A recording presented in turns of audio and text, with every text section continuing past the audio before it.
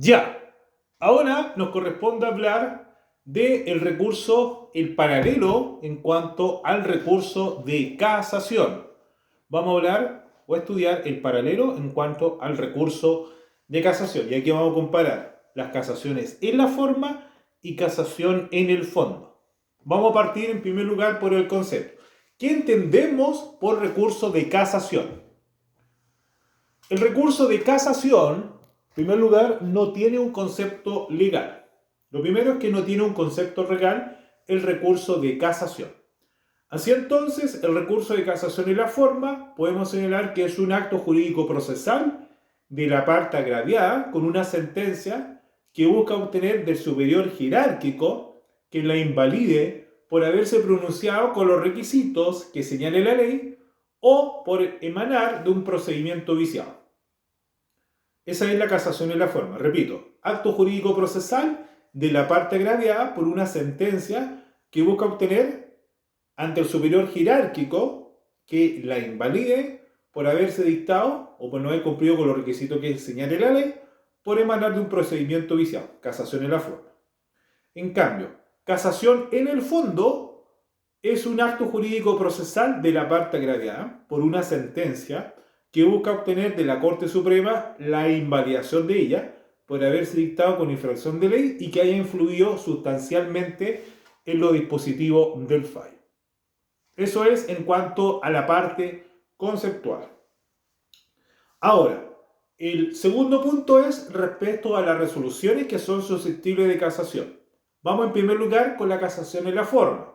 La casación en la forma se intenta, número 1, sentencias definitivas de primera, segunda y de única instancia. Procede casación en la forma, número 2, respecto de sentencias interlocutorias de primer grado, siempre que hagan imposible la continuación del juicio o le pongan término. Y número 3, sentencias interlocutorias de primero o segundo grado, siempre que hayan sido apeladas.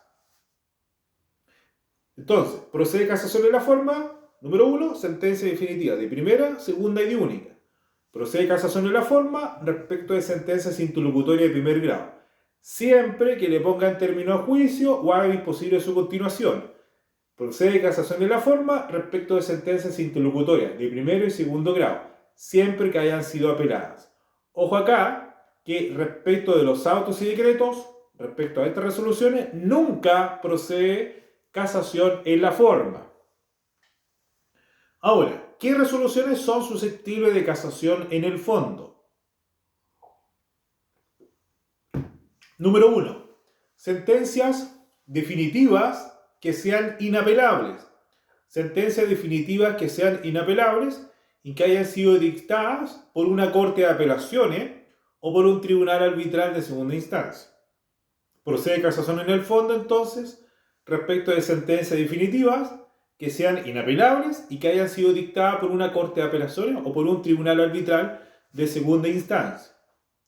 Número 2, sentencias interlocutorias, siempre que le pongan término a juicio o hagan imposible su continuación, en que hayan sido dictadas por una corte de apelaciones o por un tribunal arbitral de segunda instancia.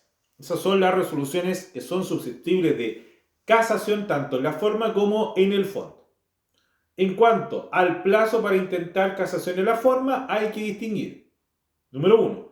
Respecto a la sentencia definitiva de primera instancia, 10 días, como se notifica por cédula, y es de 10 días hábiles. Sentencia interlocutoria de primera instancia, 5 días hábiles, que se cuenta desde la notificación, igualmente. 3. Sentencia en segunda instancia, el plazo es de 15 días hábiles y contado desde la notificación. 4. Sentencia de única instancia, 15 días. Y en los juicios de mínima cuantía son 5 días. Esos son los plazos para interponer casación en la forma. En cuanto a casación en el fondo, hay un plazo único que es de 15 días. 15 días. En cuanto a los requisitos particulares del recurso, en la casación y la forma, tenemos que señalar, número 1, que la resolución sea susceptible de casación en la forma. Ya lo vimos, sentencia definitiva, sentencia interlocutoria. 2, que el recurso sea intentado dentro del plazo que señale la ley. No hay un plazo único. 3. Se debe deducir por escrito. 4. Debe ser patrocinado por abogado habilitado. 5. Debe procederse a la preparación del recurso. Y 6. Para que procedan, deben invocarse las causales señaladas por la ley. En cuanto a los requisitos de preparación de casación en el fondo, son: número 1, que la resolución sea susceptible de casación en el fondo. 2, que el recurso sea deducido dentro de plazo. 3, debe ser deducido por escrito. Número 4, debe contar con patrocinio de abogado. 5, se debe cumplir con los requisitos de todo escrito. Y 6, se debe desglosar la causal. O sea, en qué se configura el vicio en la sentencia. Ahora, en cuanto a las causales para deducir casación en la forma, sabemos ya que las causales de casación en la forma están en el artículo 768 y son muchas las causales. ¿Cuáles son? Son causales de casación en la forma.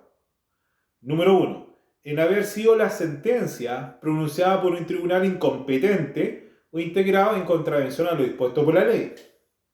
Número 2. En haber sido pronunciada por un juez o con la concurrencia de un juez legalmente implicado o cuya recusación esté pendiente o haya sido declarado por el tribunal competente. 3. En haber sido acordada en los tribunales colegiados por un menor número de votos o pronunciada por un menor número de jueces que requerido por la ley. Y 5. En haber sido dada ultra petita, esto es, otorgado más de lo pedido por las partes. 5. En haber sido pronunciada con omisión de cualquiera de los requisitos del 170. 6. En haber sido dada contra otra pasada en autoridad y cosa juzgada. 7. En contener decisiones contradictorias. 8. En haber sido dada en apelación legalmente declarada desistida solamente. Y 9. En haber faltado algún trámite o diligencia declarado esencial por ley. Estas son las causales de casación en la forma. La pregunta es, ¿las causales de casación en la forma son taxativas?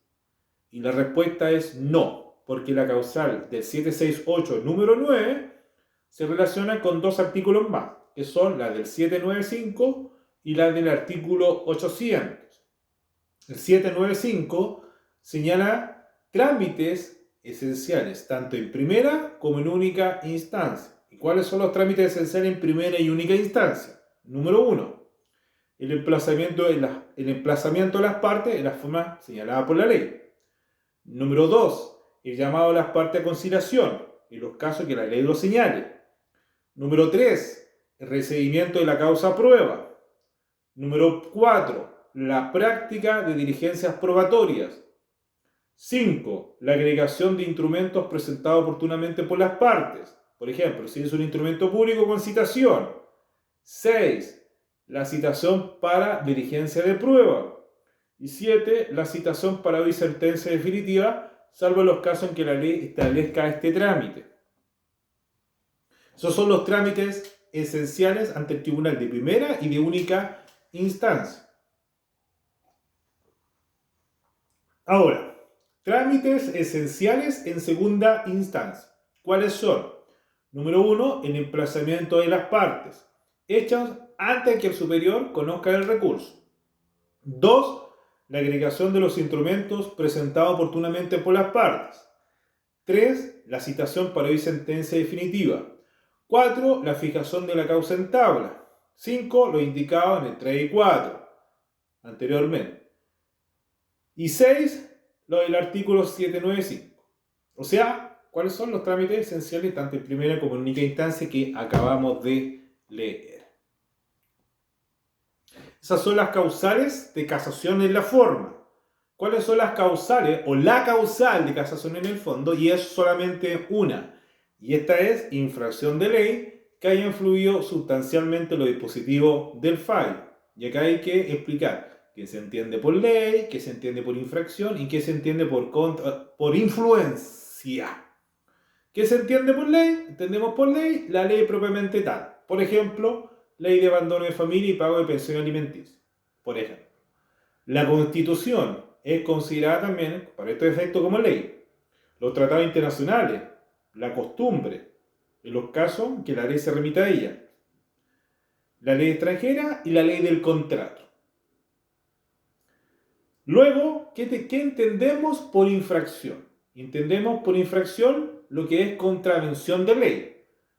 Por ejemplo, la ley dice que la acción de partición no prescribe, y el juez dice en la sentencia que la acción de partición sí prescribe. Eso sería contravención de ley.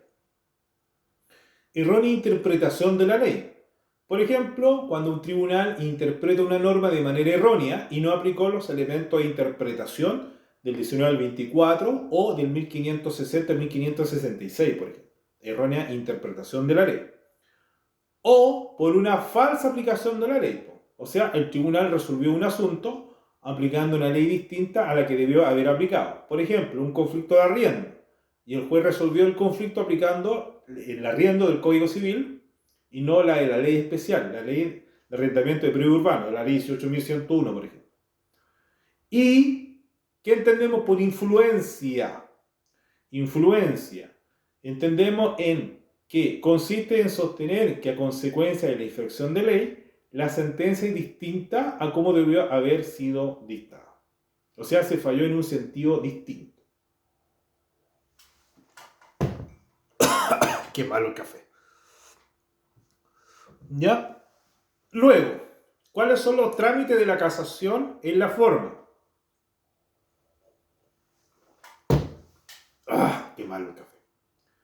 El primer trámite es: el recurso es presentado por el recurrente en forma escrita, con peticiones concretas y fundamento de hecho y de derecho y dentro del plazo que señale la ley.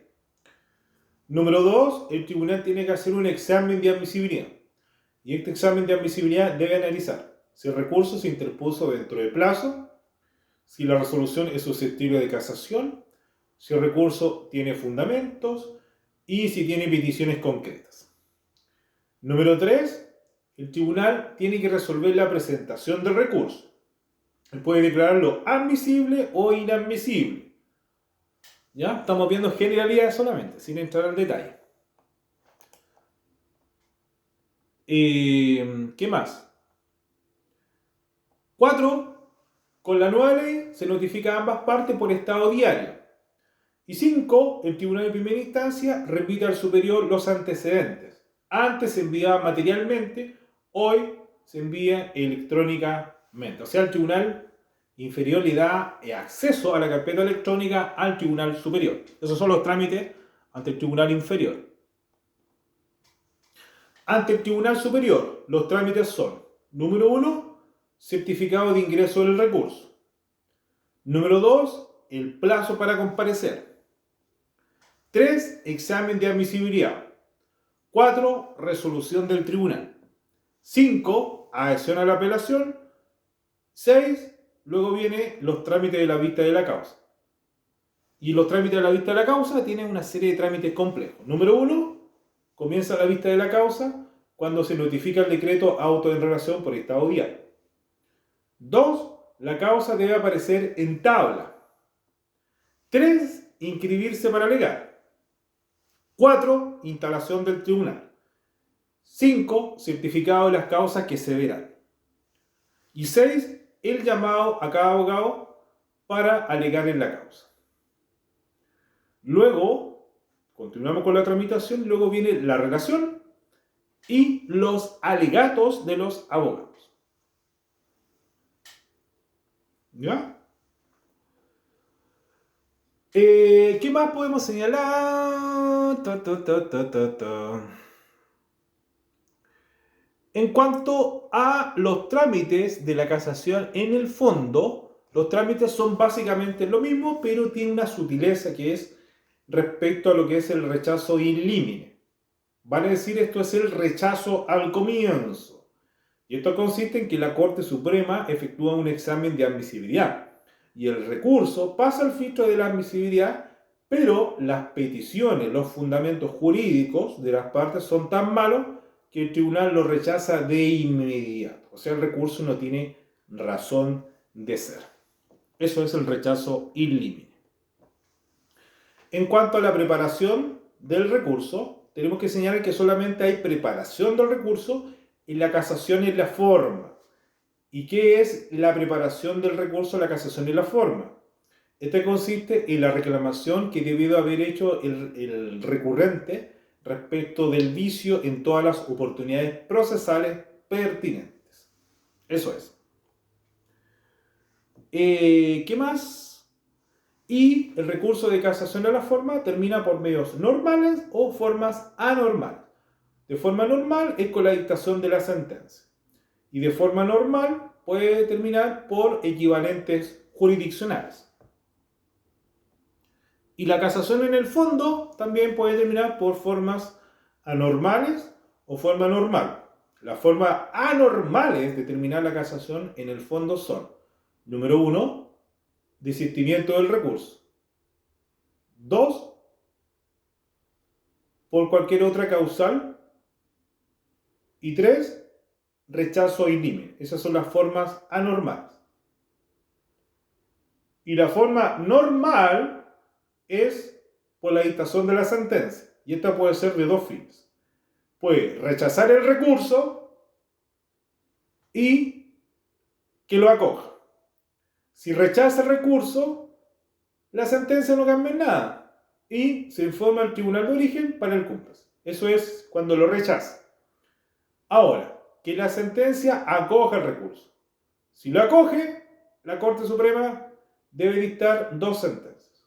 Número 1, la sentencia de casación, y 2, la sentencia de reemplazo.